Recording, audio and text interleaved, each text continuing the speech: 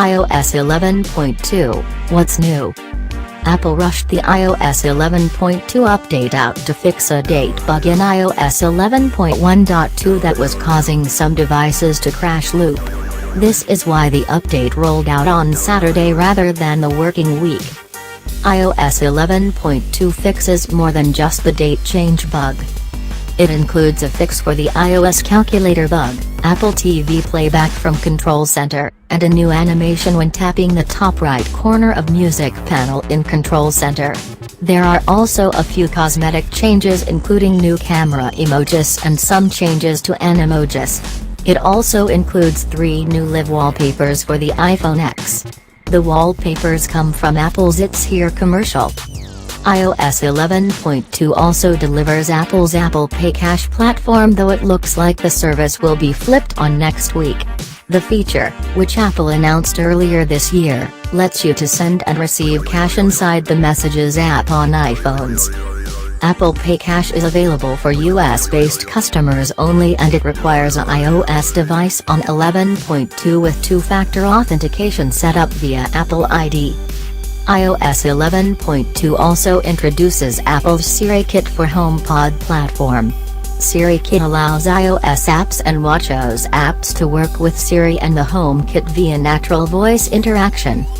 The company is encouraging developers to optimize their apps for HomePod's arrival, and developers can test the voice-only experience by using Siri through headphones connected to an iOS device running the iOS 11.2. Apple's also made the Control Center gesture more obvious via a UI change. If you're on the phone's lock screen, you'll see a small bar directly underneath the icons on the right side of the device's screen. This is letting you know Control Center is there. The bar isn't there on the home screen. The company's also clarified how the Bluetooth and Wi-Fi toggles in Control Center work in iOS 11. Prior to this release, the company had only outlined the changes in a support document. As you can see in the screenshot above, tapping on one of these toggles for the first time in iOS 11.2 brings up a message.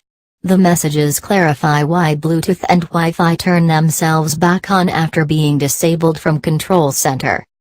These messages appear once, though you'll also now get messages at the top of the screen that read disconnecting nearby Wi-Fi networks until tomorrow or disconnecting Bluetooth devices until tomorrow. In order to permanently disable Wi-Fi and Bluetooth, you still need to go into the Settings app and manually toggle them off. The iOS 11.2 update also supports faster 7.5 watts charging from Qi-based wireless charging accessories. The iPhone X, iPhone 8, and iPhone 8 Plus currently charge at 5 watts on iOS 11.1.2.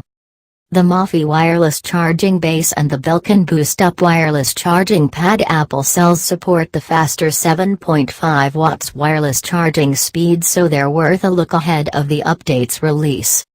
Apple's also updated its TV app with a new sports section, and it's accessible on devices running iOS 11.2 and tvOS 11.2. The TV app's sports section allows you to watch live sports games via ESPN. As of right now, ESPN is the only one offering content, but that could change moving forward. iOS 11.2 problems. iOS 11.2 is a huge update, and huge updates tend to cause lots of problems for iPhone and iPad users, particularly those with older models. The iOS 11.2 update is still very new, but iPhone and iPad users are complaining about downloads getting stuck, problems connecting to Wi-Fi and Bluetooth, and surprise surprise, abnormal battery drain. These issues are extremely common after a big iOS release. We've also heard about UI lag, crashes and lockups, issues with first and third-party applications, problems with 3D Touch, and issues with Touch ID. If you're running into problems on iOS 11.2, take a look at our list of fixes for common issues with Bluetooth, Wi-Fi, and your favorite apps. We've also put together some tips to improve iOS 11 performance and iOS 11 battery life.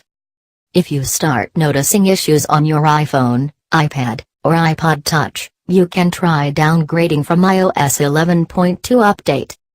Apple is signing off on 6 versions of iOS 11, iOS 11.0.1, iOS 11.0.2, iOS 11.0.3, iOS 11.1, iOS 11.1.1, and iOS 11.1.2. This means you can downgrade from iOS 11.2 to one of those updates if you start to hate its performance on your device. Apple's closed off the iOS 11.0 and iOS 10 downgrade paths, which means there's no going back to iOS 10 or the first version of iOS 11 once you move up. The company will eventually stop signing off on the older versions of iOS 11. It won't make an announcement ahead of time, so those of you considering a move need to make your move soon. If you're unfamiliar with the process, our iOS 11 downgrade guide will take you step by step through the downgrade. iOS 11.2 Jailbreak Status. Jailbreak users should avoid the iOS 11.2 update. The iOS 11 update has reportedly been jailbroken, but developers still haven't released anything for iOS 11.0, iOS 11.0.1, iOS 11.0.2, iOS 11.0.3, iOS 11.1, iOS 11.1.1, iOS 11.1.2, or iOS 11.2. For more about the iOS 11 jailbreak, take a look at our roundup. What's next? Unknown. Apple hasn't confirmed an iOS 11.2.1 update or iOS 11.3, so it's unclear when the company will release the next version of iOS 11. With the holidays coming up, we'll be lucky if we see another update arrive in December. With iOS 10, Apple released iOS 10.2 in December and iOS 10.2.1 in late January. The company also released the first iOS 10.3 beta in late January. With Apple's known iOS update pipeline empty, those of you dealing with iOS 11.2 problems need to be extremely proactive as we push into the new year.